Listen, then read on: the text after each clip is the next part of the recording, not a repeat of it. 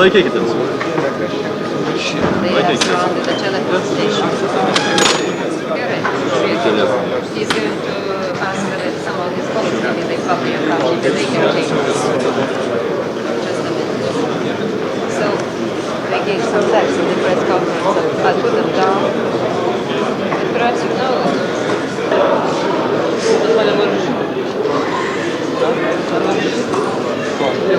Kas atsitiko? Aš iš spaudos rūmų išbėgau iš 5 aukšto.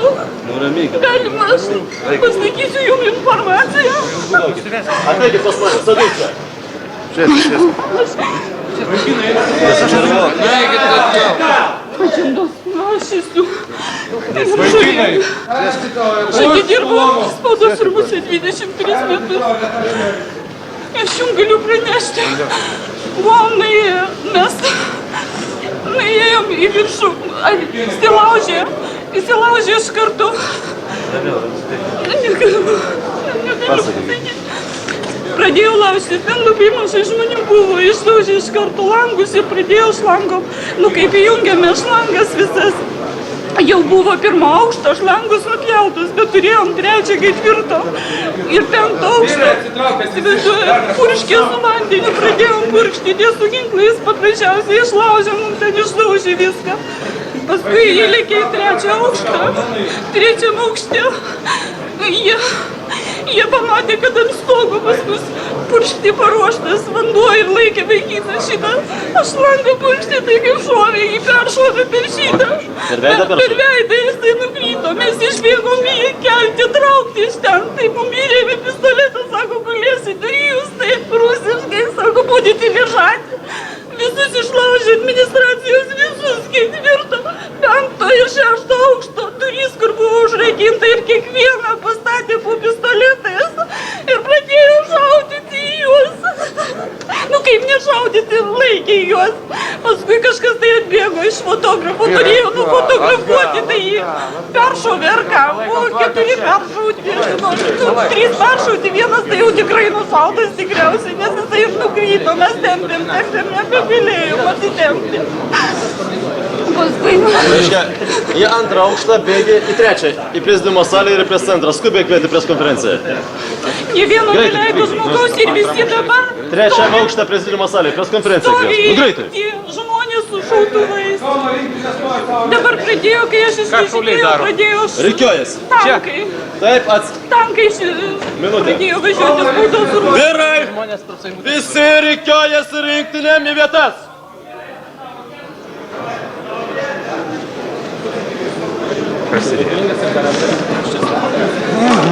Prasidėjo. Kur šautuvai yra? Yra, sakė, ten prie spaudos rūmų, ar sužeistų nušautuvai moteris, sakė, iš tuščių šaudome. Rokiškis, mano užkarta buvo spaudos rūmus. Mes matėm prieš 20 minučių šarvuočio dalinys pajudėjo iš miestelio. 7 šarvuočiai, tame tarpe 3 tankai. Šarvuotis turėjo randas prie buvusio Basako.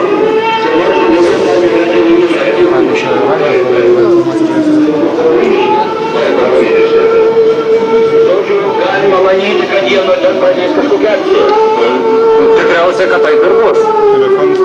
Ir tuos tankų šarvuočius, kas dar lydėjo ryšių mašiną ir greitosios pagalbos mašiną ir ryšių mašiną. Bus išrikiuoti, mūsų nereiktuoja ateina visi. Taip, rikiuojasi. Matos tos komandos.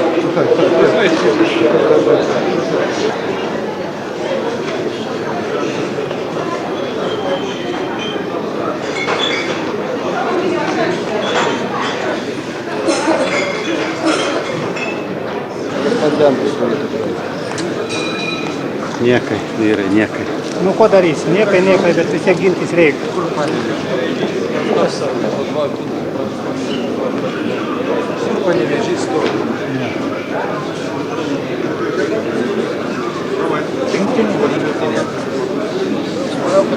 Vai po 3.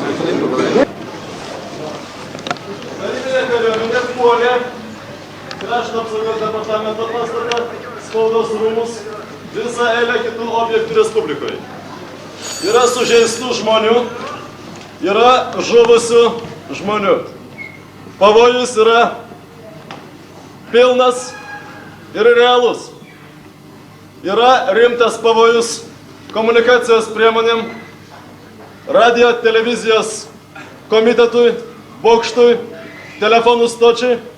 Yra pavojus valstybiniam pastatam. Tai yra aukščiausios tarybos pastatui ir vyriausybės pastatui. Todėl aš noriu kreiptis į jūs.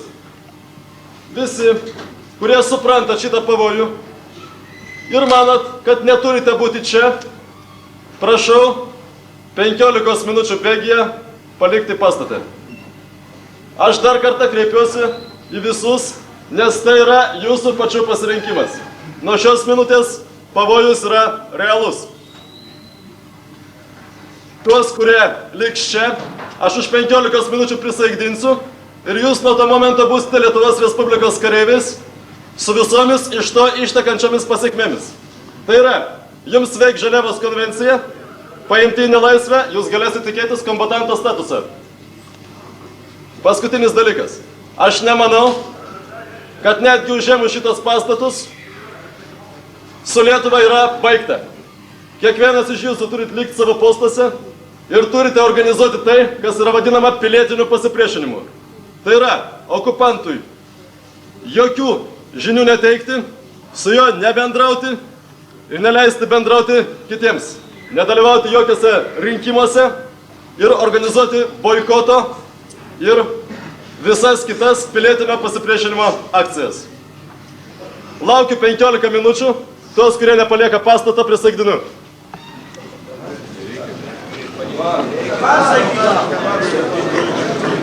Laukiu 15 minučių. Suvaikščioti gali.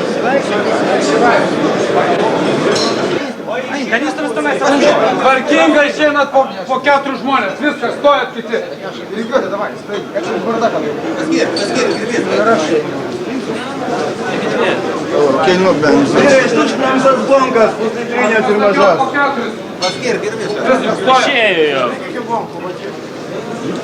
Rinktinė.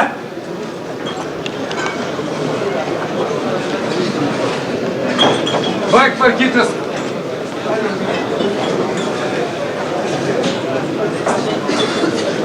Laikas eina, žinokit. Vyrai liko 5 minutės.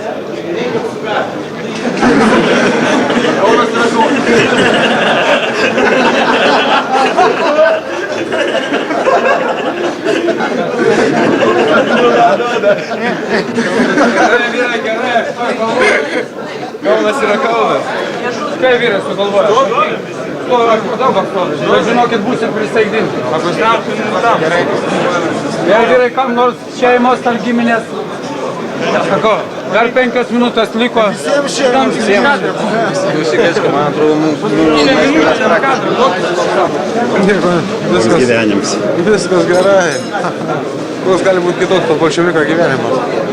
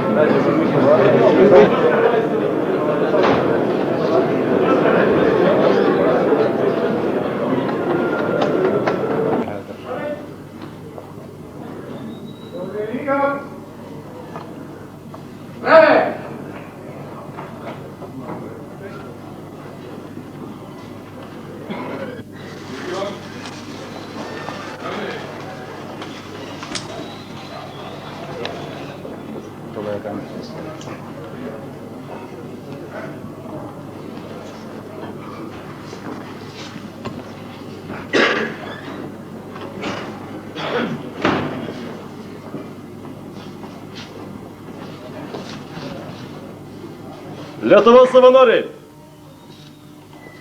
Lygiot. Ramiai. Vyrai, aš informavoju jūs apie tai, kad jau yra žmonių aukos ir kad galimas daiktas. Šiandien mes turėsim ginti Lietuvos Respublikos parlamentą ir vyriausybę. Aš paprašiau visus tuos, kurie supranta šios dienos riziką ir nenori likti pastate, apleisti pastatą. Visi tie, kurie čia liko ir prisieks, nuo šios minutės bus Lietuvos Respublikos kareiviais. Aš paprašysiu Lietuvos Respublikos aukščiausios tarybos pirmininką Vytautą Landsbergį tarti jums keletą žodžių, o paskui mes visi prisieksime.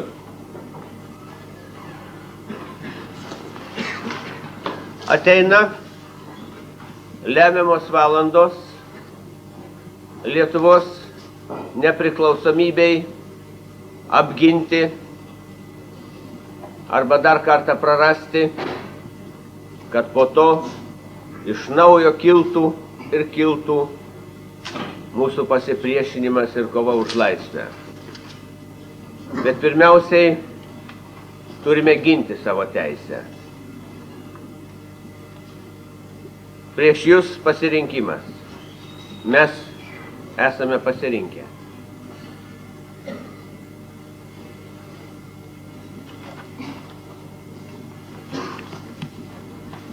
Kartosite paskui mane. Po to, kai aš pasakysiu žodį aš, kiekvienas ištarsite savo pavardę. Pakelkite dešinę ranką. Aš. Aš, Vaidionis Kęstutis Stasio, Jums liudijant. jums liudijant, Prisiekiu. prisiekiu, Negailėdamas savo jėgų ir gyvybės. negailėdamas savo jėgų ir gyvybės, Ginti Lietuvos valstybę. ginti Lietuvos valstybę Ir jos nepriklausomybę. ir jos nepriklausomybę. Prisiekiu. Sąžiningai vykdyti. Lietuvos valstybės įstatymus. Ir savo viršininkų įsakymus. Prisiekiu. Šventai saugoti. Visas patikėtas man paslaptis. Lietuvos priešams. Jokių žinių neteikti. Ir visada dirbti. Lietuvos tėvynės labui. Te padeda man Dievas. Sveikinu Jūs, Lietuvos kareiviai.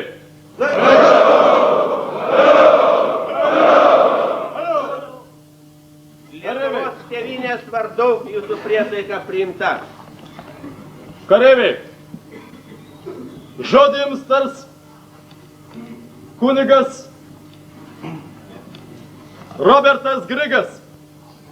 Robertas Grigas paimtas į TSRS kariuomenę, niekada jai neprisiekė ir visada liko ištikimas savo tėvų žemei. Jis turi teisę kalbėti šiandien mums. Išklausykime. Broliai ir seserys, Lietuvos sūnūs ir dukros. Kaip minėjo krašto apsaugos generalinis direktorius, savo laiku buvo tik tai vienas apsisprendimas. Nedaviau priesaikos mus pavergusiai svetimai galybei. Jūsų pasirinkimas laimingesnis. Jūs ką tik davėte priesaiką savo kraštui, jo pajėgoms pastatytoms čia apginti mūsų paskutinių metų dvasinius ir išorinius iškovojimus. Jūs visi suprantate, kam pasiryžote. Mūsų krikščioniškoji, lietuviškoji ir žmogiškoji pareiga yra meilė, yra žmogiškumo išlaikymas. Bet kad tai būtų padaryta kartais, kai reikia ginti savo šeimą, savo sužadėtinę, savo seserį, savo vaikus, kai reikia ginti savo kalbą, papročius ir tikėjimą, iš mūsų reikalaujama ir gyvybės, ir kančios, pačios didžiausios aukos. Jūs tam pasiryžote, stovėdamas prieš jūsų katalikų kunigo sutaną, su savo vyskupo leidimu ir siuntimu, aš liudiju, kad katalikų bažnyčia šventą savo tautos kovą už teisės remia ir stiprina. Kas be atsitiktų, mūsų pasipriešinimas, taikus visų 3 milijonų pasipriešinimas ir jūsų čia esančių fizinės ir dvasinės jėgos prieš pastatymas smurtui turės prasmę. Gyvenkime, būkime čia tol ir būkime taip, kad ant jūsų kančios, ant skausmo, ant išbandymų, kuris galbūt laukia, kas su jumis, su mumis visais ir su mūsų tėvynė atsitiktų rytoj ar po kelių valandų, kad ant mūsų mirusio kūno galbūt ir ant mūsų nenužudytos dvasios vaikai ir anūkai kaip ant laiptelio galėtų pasilipti ir pasiekti tai, kas mus čia sukvietė – dorą, laisvą, krikščionišką Lietuvą. Te padeda mums Dievas, jo motina, visi mūsų žemės kankiniai ir šventieji, tremtiniai, savanoriai ir partizanai. Laiminu jūs taip, kaip jūs motina, tėvas, kaip aukštybių viešpatys sakė laiminti. Vardan Dievo, Tėvo ir Sūnaus ir Šventosios dvasios. Ačiū, vyrai! Iš šitų rūmų jūs išeisit tik taip pagal mano įsakymą.